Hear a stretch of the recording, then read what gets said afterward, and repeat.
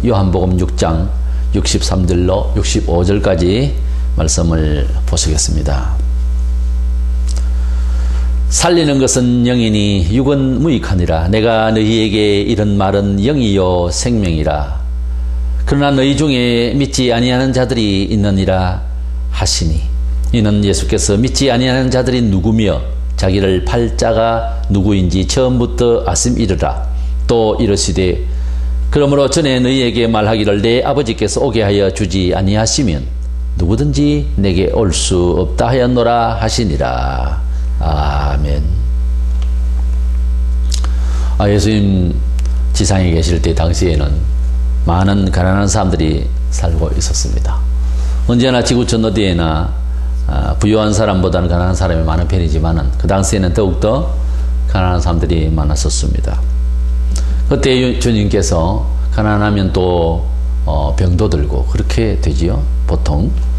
그때에 치유의 역사도 하시고 여러 기적을 베풀어 주시면서 천국 복음을 전파하시는 가운데서 떡 5개와 물고기 2마리로 남자의 장정 수염한 5,000명을 먹이신 사건은 우리에게 아주 크게 와닿는 그런 기적이었습니다. 이렇게 떡 5개 물고기 2마리로 수천의 사람을 먹이신 일에 놀라움을 금치 못한 백성들은 주님이 잠시 떠나 있을 때에 배를 타고 그 건너편까지 다 찾아와서 주님을 임금으로 삼으려고 하는 이런 백성들의 이제 말들을 듣게 되시고, 또 그 백성들이 수없이 많이 와가지고서 간청을 하게 되셨습니다. 그때에 주님께서 대체로 좀 긴 설교라고 할 수 있는 그런 긴 말씀을 주셨습니다. 너희들은 육신의 떡을 먹고 배부른 까닭에서 내한테 왔는데 사실은 내가 이 세상에서 내 살과 피를 통하여 영생을 주러 왔노라고, 이런 말씀으로 길게 설교를 하셨습니다. 떡을 얻어먹고 정말 배가 부른 까닭에 왔던 그 사람들은 살과 피를 먹고 마시라, 또는 영생의 생명에 대한 이런 말씀에 대해서 감각이 없고 받아들이기 힘들었었습니다. 그래서 참 이 말은 어렵다, 우리에게 사정이 안 맞다, 그런 말이죠. 말 자체가 어렵다는 것은 절대 아닙니다. 우리가 고급스러운 어떤 논문이나 학자가 말하는 그런 어떤 특수한 용어 때문에 어려운 것도 있지만, 내게 마음에 흡족하지 않는 성질의 그런 사상이나 뜻의 말을 하면 거북합니다. 잘 받아들이지 못하고 또 그런 내용에 대해서 이해력이 없죠. 그러나 내가 좋아하고 내 천성에 맞는, 가령 저 같은 경우는 어떤 예술성의 이런 얘기들 또는 음악이나 악기나 이런 것은 일반 사람들보다 제가 좀 빨리 터득하고 관심이 또 많습니다. 그러니까 좀 좋아라 하고, 그리고 습득 능력이 다른 사람들보다 내가 특별한 악기를 하나 다루겠다 하면 빠르겠죠, 아무래도. 그런 것과 같이 사람이 속에 간직하고 있는 그런 기본적인 전성이나 자기의 그 어떤 욕구, 또 바라고 있는 간절함, 이거에 맞춰서 아무리 어려운 말을 하여도 그 말이 습득이 잘 될 수가 있는 그런 우리 경험들이 있죠. 근데 이 사람들이 지금 단순히 육신의 떡을 얻어먹으려고 그런 기적을 베푸시는 예수님을 찾아왔다가 이런 영적인 말씀을 했을 때에는 말 자체에 대한 내용이 어려운 것이 아니라 그 뜻이 그들에게 부합되지 않았던 것입니다. 그때에 주님께서 말씀을 마무리하시는 가운데서 오늘 주시는 말씀입니다. 살리는 것은 영이니 육은 무익하니라, 이렇게 말씀을 시작하시면서 아주 우리에게 특별히 아주 영적인 생명에 대한 말씀을 주신 것입니다. 그래서 살리는 것은 영이니 이렇게 먼저 말씀하셨는데, 63절에 있는 말씀을 제목으로 살리는 영, 이 말씀을 주제로서 말씀을 상고하려고 합니다.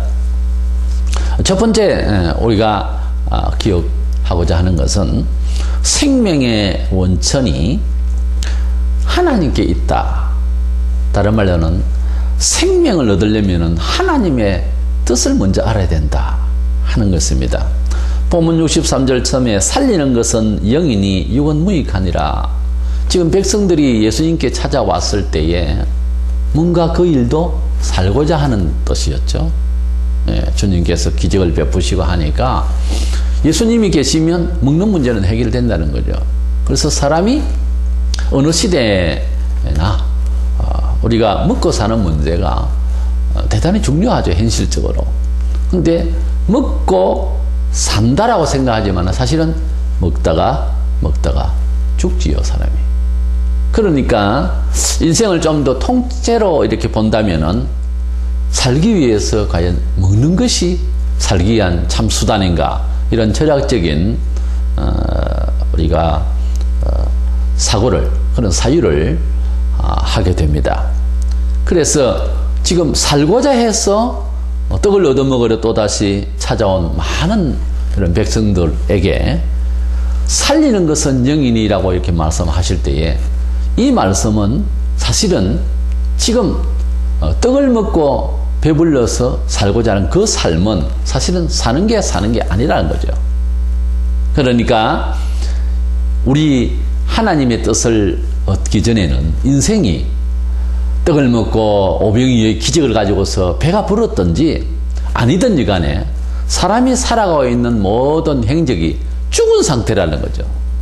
하나님께서 아들을 이 세상에 주신 것은 죽어있는 상태를 살리고자 해서 왔다는 거죠. 그래서 기독교는 생명의 종교라, 영생의 종교라고 그렇게 표현하기도 합니다. 성경상 사람이 처음에 하나님께서 먼저 지으신 흙을 가지고 디자인을 해서, 그래서 그 코에다가 후 하고 하나님이 생기를 불어넣어서 이런 사람이 되었습니다. 물론 처음의 사람은 죄가 없는 사람으로, 그럼에도 불구하고 우리와 같이 이러한 움직이는 말을 하는 어떤 창조 능력이 있고 문화생활을 하는 짐승과 다른 이러한 영혼의 감각을 통하여서 생각이 있는 이런 사람을 지으셨습니다.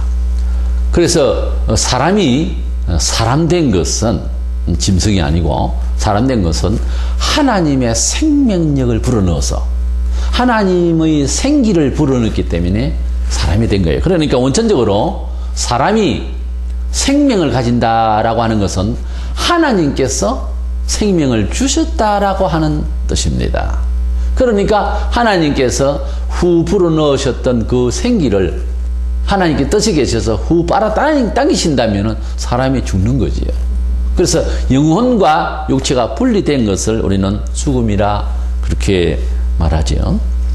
시편 36편 9절에 진실로 생명의 원천이 주께 있사오니 주의 비단에서 우리가 빛을 보리이다. 그래서 생명의 원천이 주께 있사오니, 신명기 30장 16절에는 곧 내가 오늘 내게 명령하여 네 하나님 여호와를 사랑하고 그 모든 길로 행하며 그의 명령과 규례와 법도를 지키라 하는 것이라. 그리하면 네가 생존하며 번성할 것이요. 그러니까 우리가 하나님의 뜻대로 살 때에 생존하고 번성한다, 그렇게 말씀하셨어요. 그러니까 생명의 원천이 하나님께 있다 이 말입니다. 잘 되는 번성도 하나님께 있다 이거예요. 세상적으로는 잘 되는 것 같아도 나중에는 멸망을 받는, 그리고 이제 패망하게 되는 것을 우리는 세상에서 얼마든지 불신세계에서 볼 수가 있습니다. 하나님의 뜻대로 사는 제일 첫 번째 하나님의 뜻은 예수를 믿는 것이 하나님의 뜻이에요. 그러니까 예수님을 먼저 믿어야 생명이 뭔지를 알고, 내가 길이요 진리요 생명이라고 하신 예수님을 만났을 때 비로소 내 영혼이 육신적으로는 살아있지만, 떡을 먹고 밥을 먹고 살지만 내 영혼이 죽은 상태인 것을 예수님을 만났을 때 비로소 내 자신이 죽었다는 것도 알고 이제는 예수 안에서 살았다는 것도 동시에 알게 되는 것입니다. 우리 사람이 죽어있는 존재라, 우리 사람이 가지고 있는 모든 의식 구조는 사실은 뿌리가 잘려있는 죽은 상태라고 하는 것을 우리가 예수를 만났을 때만이 알게 될 것입니다. 왜냐하면 예수님은 우리를 살리러 오신 의사요, 예수님은 우리를 고치러 오신 의사요, 우리는 살리시러 오신 영생 부활하신, 부활 영생하신 하나님의 아들이시기 때문에 우리가 죽었는지 병들었는지 고쳐야 할 것인지 살려야 할 것인지를 진정으로 답하실 분이라는 것이죠. 그동안의 역사의 동양 같으면 공자나 맹자, 노자, 이러한 서양에는 또 소크라테스, 플라톤, 아리스토텔레스 이런 대표적인 이런 철학가들이 있었습니다.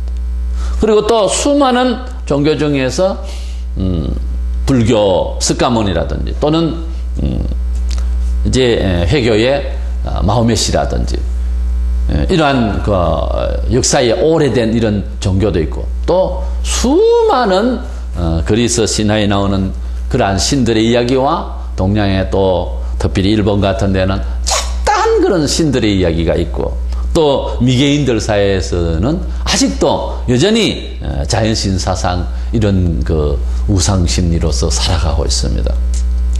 우리가 철학이든 또는 사상이든 또는 종교이든 세상 사람이 사람에게 배우는 것은 그 결과는 똑같은 거예요.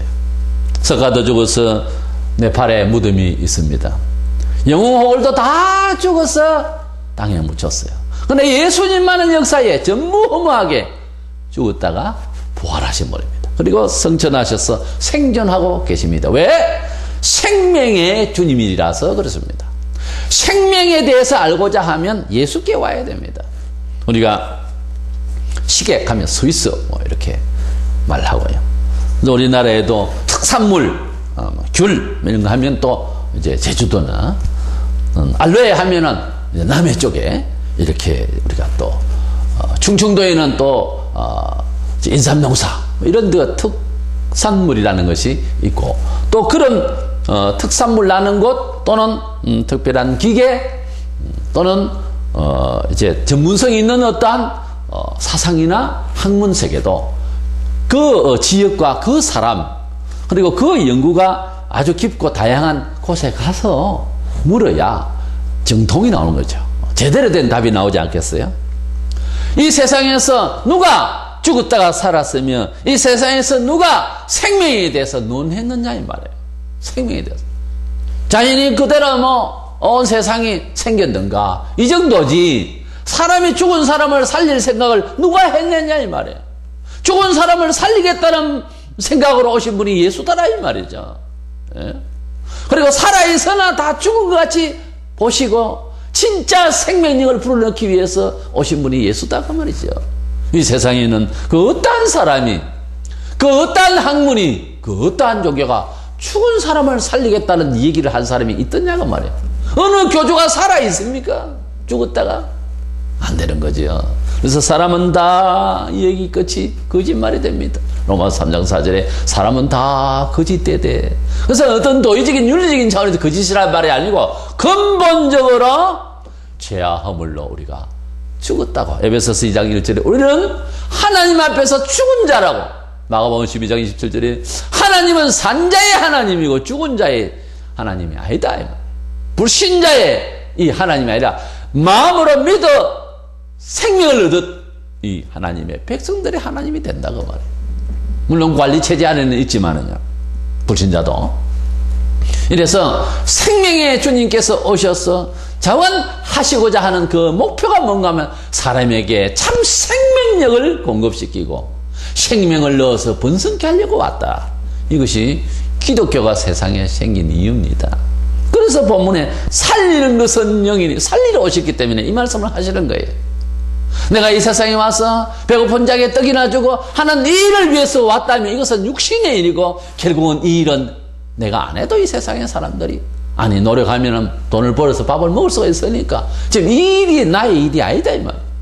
근본적으로 오병이의 기적을 체험하면서 떡을 먹어도 또 배고파지고 또 결국은 떡을 더 원하고 그래서 떡을 먹고 계속 먹어도 결국은 죽는 것이다. 그러나 예수의 살과 피를 먹고 마신다는 것은 정신적인 이야기죠. 예수 그리스도의 속죄를 내가 받아들여서 예수님 자신을 내 마음속에 생명처럼 여기고 믿으면 우리는 영원히 살게 되는, 먹지 않아도 그리고 옷 입지 않아도 믿음의 옷을 입히시고 영광에 부활하는 그날에 하나님 나라에서 영원토록 우리는 배고프지 아니하고 우리는 목마르지 아니한 사람이 되는 것입니다. 예수의 십자가에서 살찌으신 그 살을 먹음으로 예수께서 흘리신 그 보혈에 죄 없는 사람의 그 피로 말미암아서 우리는 배고프지 아니하고 그 살을 먹음으로 우리는 그 피를 마심으로 영원히 목마르지 아니하는 사람으로 산다는 거죠. 이 말을 심지어 오늘의 기독교인조차도 못 알아듣는다면 이 보통 문제가 아니에요. 예수님께서 생명의 원천 되심을, 하나님께서 생명을 가지시고 생명의 원천이 되심을 주님은 마태복음 6장에서 그렇게 또 설명하셨습니다. 사람이 얼마나 귀하다는 것은 하나님 아버지께서 지으셨기 때문에 너무도 잘 아신다. 그런데 너희들은 믿지 아니하고 세상적인 생각으로만 염려하는구나. 그러시면서 공중에 나는 새를 보라. 저것들이 아버지께서 천부께서 기르시나니. 26절에 그렇게 말씀하시고 30절에는 들의 풀들을 보아라. 꽃들을 보아라. 이것이 하나님께서 입히신다. 우리는 저절로 크고 저절로 새가 날아다니고 하는 것 같지만 하나님께서 먹이시고 하나님께서 들풀을 입히신다라고 하는 것은 생명을 주장하시는 분이다. 자연도 일반 동물도 생명을 주장하시는 분이 하나님이시다. 그러니 믿음이 적은 자들아 너희는 이것들보다 더 귀하지 아니하냐. 그러니 사람이 생각이 그래 하나님 앞에서 들풀보다 짐승보다 못하게 스스로 그렇게 생각을 한다면 안 된다고 말이에요. 얼마나 하나님께서 우리를 귀하게 보시는가. 하나님은 당신의 뜻대로 살아서 생명을 얻도록 지금도 우리 교회의 역사를 통하여 역사하고 계시는 것입니다. 이래서 우리는 살리는 것이 무엇인고 하기 전에 생명의 원천이 어디 있는가? 하나님께 있다. 구체적으로 하나님의 성경 진리에 있다. 이 성경 진리를 사랑하고 따르고 많이 읽고 듣고 할 때에 우리의 영혼이 살고 번성케 되리라. 은혜 못 받은 사람은 거의 성경 잘 몰라. 이건 사실입니다. 이상하다. 왜 그럴까? 문제가 있다. 왜 그럴까? 찾아보면 10정 팔고 성경을 몰라. 하나님의 말씀을 모르고 무슨 생명을 얻고 번성을 하겠다는 거예요. 하나님의 말씀이 아버지의 뜻이요. 성경 진리가 곧 예수에 대하여 기록하였다고 예수님 당신께서 요한복음 5장 39절에 내게 대하여 기록하였다. 그러므로 예수 안에 생명이 있고 예수님은 생명을 주시러 왔고 오병이의 기적으로 먹이기도 하시려고 오셨다면 그 예수를 알기 위해서 진리의 생명의 말씀에 우리가 집념해야 되지 않느냐고 말이에요. 그러면 우리 영혼이 살고 우리의 생활에도 번성이 있을 줄로 믿습니다. 두 번째로 이 본문에 있는 대로 살리는 것은 결국 성령이시다는 뜻을 여기에 보여주십니다. 살리는 것은 영이니 유건무익하니라 그랬는데 사람이 가진 철학과 종교적인 언어가 산더미처럼 쌓여 있어도 그것들이 우리 사람을 근본적으로 살릴 수 있는 것은 아닙니다. 유대인들도 지식적으로는 하나님을 알고 있었으나 그들에게는 참된 믿음의 양심, 영이 살아있지 못하고 형식만 남아있다가 멸망을 받았습니다. 주님께서 그들에게 가지고 있는 종교적 상식과 그들이 가지고 있는 교육과 철저한 율법적인 그런 생활들, 그것을 나무래신 것이 아닙니다. 그 속을 말한 거예요. 그 양심, 신앙 양심이 전혀 없는 거예요. 양심적으로 속으로 아브라함의 자손이라 생각하지 마라. 속이 지금 틀림없는 거예요. 성전 잘 지어놓고 예루살렘 성이 그때 당시 성이 헤롯 성전에 46년 동안 지어졌던 아주 멋진 성전입니다. 성전이 잘못된 게 아니에요. 그걸 크게 잘 지었다고 해서 그것을 나무시는 게 아니에요. 구약시대에는 그래도 성전에 헌신을 다해서 헌신하고 이래서 잘 지어야 했었으면 신약에는 예배당을 돈을 많이 들여서 잘 지어라 그렇게 말할 수가 없고요. 또 못 지어라 말할 필요도 없어요. 되는 대로 적절히 이제 잘 지으면 되는 겁니다. 너무 험하게 지어가지고서 세상 사람들이 볼 때 불쌍하게 보지 않을 정도만 지으면 되죠. 그 속에서 들락날락하는 교인이었던 사람이 이게 중요한 거죠. 신약에는. 그때도 마찬가지죠. 성전을 아름답게 지으라고 하신 하나님의 뜻도 있지만 그 성전을 어떻게 사용하느냐 하는 것이 하나님께서 더 중요했습니다. 그때나 지금이나 중심을 보시는 하나님이시죠. 교회 사회도 마찬가지입니다. 요한계시록에 보면은 3장 1절에 사대교회는 살았다 하는 이름은 가졌으나 죽은 교회라고. 교인이라고 말은 하나 속이 아니다 이거죠. 살았다 하는 이름은 가졌으나 죽은 자로다. 이 말을 직역하면은 말이 교인이지 교인이 아니다 이 말이에요. 이런 사람이 얼마든지 교회 사이에 있을 수가 있다 이게. 목사가 목사를 하지만은 속은 실질적으로 하나님을 그렇게 사랑하는 목사가 아니다 이 말이에요. 그런 사람이 있을 수가 있다 이 말이죠. 사도 바울은 율법에 능통한 학자였습니다. 그러나 그 지식으로 결국 사람을 죽이는 결과를 초래했던 거예요. 우리가 종교사회에, 우리 기독교사회에 지식이 많고 여러 훈련 과정이 있고 다 한들 사회를 살리고 사람을 살리고 영혼을 살리는 일에 메신저 역할을 못한다면, 교회의 세상의 어두운 것을 밝히는 빛의 역할을 하지 못하고, 부패해가는 이 정치경제 사회문화에 교회가 소금 역할을 하지 못하고, 인생 맛없는 세상에서 맛깔나게 소금 역할을 하지 못한다면 말이 교회지, 말이 목사지, 말이 성도지, 쏘고 나이다 이 말이에요. 그런 뜻이에요. 그러므로 우리는 예수를 믿을 때 제도와 무슨 여러 가지 신학적인 체제, 조직 이것이 중요한 것이 아니고 그 속에 우리가 영생을 해야 되고, 그래서 예수님을 고백을 진실로 성령 안에서 해야 되고, 성령이 오셨기 때문에 진리 가운데로 인도하심을 받아야 되겠고, 성령을 받았으면 받았습니까? 성령대로 정언하는 사람이 되겠고, 어떻게 목숨까지 내놓을 만큼 주님께 올인하는, 이거는 평신도로부터 시작해 목사까지 올인하는 이러한 진짜 담백한 마음을 가지고 주님을 사랑해야 됩니다.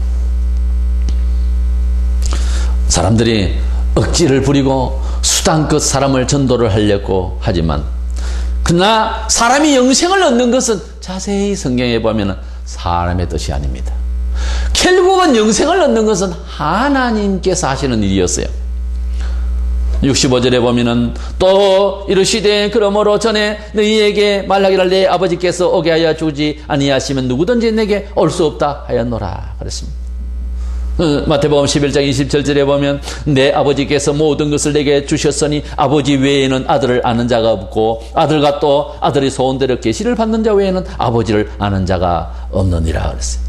주님께서 이런저런 말씀을 하셨지만은 결론적으로 사실은 구원받는 것은 아버지께서 내게 오게 하여 주셔야, 아버지께서 계시하여야, 영이신 하나님의 역사다 그 말입니다. 구원은 사람이 사람에게 뭘 도와서 우리 교회를 오세요 그래가지고 전도가 아니고, 하나님의 영의 이끄심을 받도록 나도 그렇게 해야 되고, 결론은 하나님의 역사가 되도록 기도하고 성령의 역사로 이끌어야 된다 그 말. 사람의 뜻으로 사람을 모으는 것 같아도 그게 아니다 그 말이에요. 하나님께서 영으로 인도하셔야 된다. 살리는 것은 영이니, 살리는 것은 제도, 살리는 것은 돈, 살리는 것은 밥, 살리는 것이 옷, 살리는 것이 예배당 규모가 아니고 성령께서 사람을 살린다. 아무리 교회를 왔다 갔다 해도 성령 받지 못하면 끝이에요. 구약시대에 수많은 사람들이 성전을 왔다 갔다 해도 다 멸망을 받았습니다. 예수님 당시에 그 사람들의 속에는 영이 없었어요. 진심이 없었어요. 제물을 바칠 때에도 회개하면서, 그래서 안수를 하면서 이 사람의 죄를 이 양에게, 이 짐승에게 전수합니다 하고 전가를 해서 그 짐승을 잡습니다. 바로 어린 양 대신 예수 그리스도, 세상 죄를 지고 가는 예수 그리스도가 우리 죄를 담당하시게 하여 돌아가셨습니다. 그때 구약시대 때에 사람이 죄를 짓고 죄 없는 짐승을 잡았는데 그 제물을 통해서 하나님이 그 제대로 경건하게 회개하는 마음으로, 그렇게 반성하는 마음으로, 그렇게 통회하는 마음으로 그렇게 짐승을 잡을 때 그를 용서해 줬습니다. 하나님께서 짐승을 태우고 그렇게 하는 냄새가 좋아서 사람을 봐준 것이 아니고, 그런 정성을, 그런 제사 법칙을 통하여 마음을 받으셨다 이 말이에요. 하나님은 상한 심령을 받으신다 했거든. 구약시대 때에 제사를 드리기만 하면 용서받는 줄로 생각하는 거나, 예배당에 오늘 잠시 왔다 갔다 하는 거나 똑같은 생각이에요. 우리 마음을 하나님께 안 바치고 우리 마음에 성령께서 오시지 않는다면 형식이지 않습니까? 성전이나 예배당이나 왔다 갔다 하는 건 똑같은 건 아니에요. 사도 바울은 누구보다 성령 충만했고 매일매일 죄와 싸웠던 사람입니다. 고린도전서 15장 31절에 형제들아 내가 그리스도 예수 우리 주 안에서 가진 바 너희에 대한 나의 자랑을 두고 단언하는, 자랑이라 했는데 뭘? 나는 날마다 죽노라. 그는 로마서 8장 9절 전후로 해서 육에 속한 사람과 영에 속한 사람에 대한 말을 합니다. 본능적으로 살고 하나님 뜻대로 살지 아니하는 교인도 있을 수 있기 때문에 육신적인 생각은 하나님의 영적인 일을 맡아서 일을 할 수가 없다라고. 육에 속한 사람은 하나님의 영의 일을 알지도 못한다고, 또 원치도 않는다고. 그렇게 하면서 육에 속한 사람과 영에 속한 사람에 대한 이러한 대조적인 많은 증거를 이곳저곳에서 고린도서 2장에서도 그렇게 말하고 있고요. 우리가 하나님 앞에서 교인이라고 하지만 사도 바울은 일반 교인도 아니고 사도였습니다. 특별히 불러시고 특별히 성령 충만케 하신 주님의 사도였습니다. 그러나 그는 로마서 7장 24절 25절에 얼마나 죄가 일어나기 때문에 고통스러웠었습니다. 그리고 그는 오호라 나는 공고한 사람이로다 하면서 로마서 8장 1절 2절에 그러므로 이제 그리스도 예수 안에 있는 자에게는 결코 정죄함이 없나니 이는 그리스도 예수 안에 있는 생명의 성령의 법이 죄와 사망의 법에서 너를 해방하였습니다. 그러면서 성령께서 이렇게 자기의 이 죄된 마음을 예수 그리스도의 십자가에 죽으신 그 역사적인 언약이 적용이 되어서 내 영혼이 이제 다시 살아나고 내 영혼이 사망의 법에서 해방되어졌다라고 이렇게 말하고 있습니다. 우리가 기독교인이고 우리가 아무리 전통이 있는 교회고 하더라도 개인적으로 구약의 제물을 바칠 때 엄마가 대신해서 가는 것이 아니고 아빠가 대신해서 아들을 위하여가 아니라 자기 개인의 속제물을 가지고 갔듯이 모두가 다 하나님 앞에서 주님의 그 보혈의 은혜가 내게 적용이 되기 위하여 간절히 회개할 때 성령께서 결론은 적용을 시킵니다. 우리가 성령께서 임하시지 않으면 예수님을 구주로도 믿을 수도 없고, 성령께서 우리에게 감동하시지 않으면 주시겠다 약속하신 언약의 축복도 받을 수가 없어요. 그냥 교인이라는 명부에 적혀있고 그런다고 해서 저절로 복을 받는 것이 아닙니다. 그렇다고 예배당에 그냥 왔다 갔다 하는 수준만 가지고도 되는 게 아니에요. 성령께서 내 마음을 흔들어 깨우시고 성령께서 주님을 믿는, 주님을 알고 있는 나의 주님과 나와의 관계의식이 살아서 내 영혼을 유쾌하게 하고 해방시켜주고 하나님의 생명으로 충만케 해주시는 분이 성령님이십니다. 떡을 얻어먹고 배부른 가득에 찾아왔던 수많은 군중들이 성령에 대해서는 관심이 없는 거예요. 그럴 수밖에 없어요. 그 당시에 유대 사회에서 그런 거 생각 자체가 유대인들은 문화하는 사람은 들풀을 보고 하늘을 보고 자연을 바라볼 때도 그냥 안 보죠. 언어를 생각하고. 유대인들은 무엇을 하든지 하나님을 생각했던 사람들입니다. 근데 그게 아무 생각이 없는 거예요. 그냥 성전이 저기 있으니까 내가 가는 것뿐이에요. 왔다 갔다 하면은 다 한 줄라 생각해.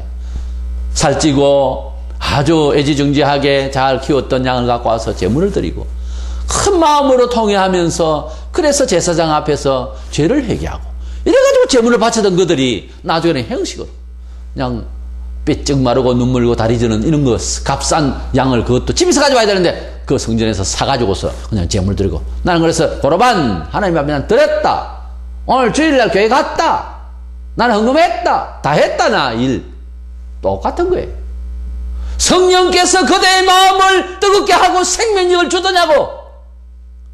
교회 왔다 갔다 할 때에 성령께서 생명력을 그대의 마음을 지켜주시더냐고.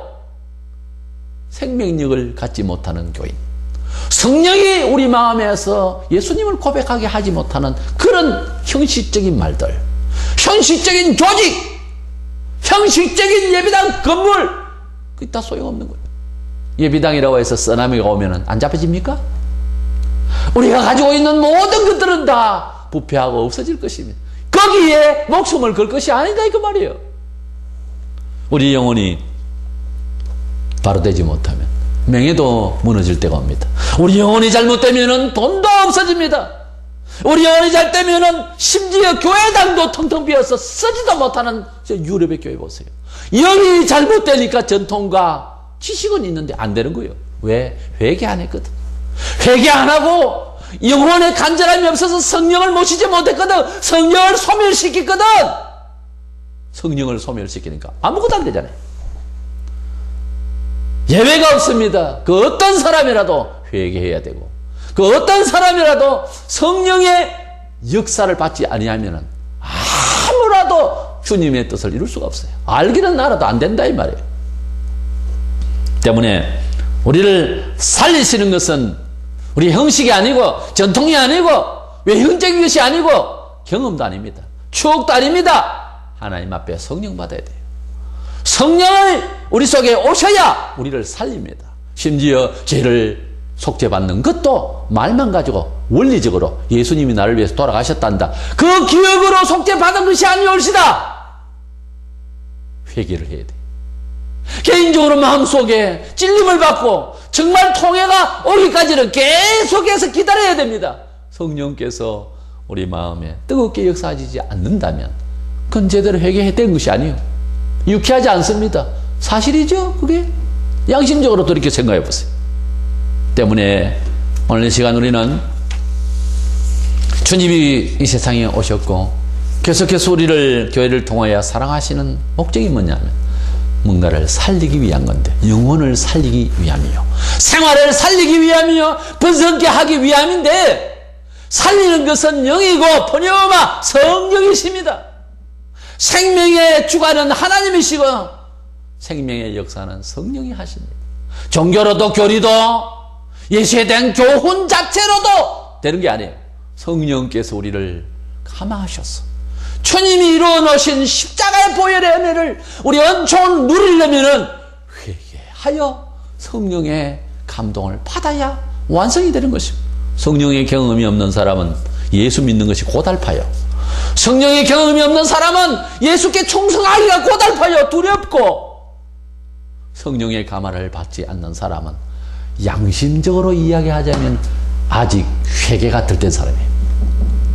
성령의 감화를 알지 못하는 사람은 아직 못된 거요, 아직 독한 거요, 아직 사악한 거요, 아직 고집 속에 있는 거요, 아직 좌절하지 못해본 사람이요.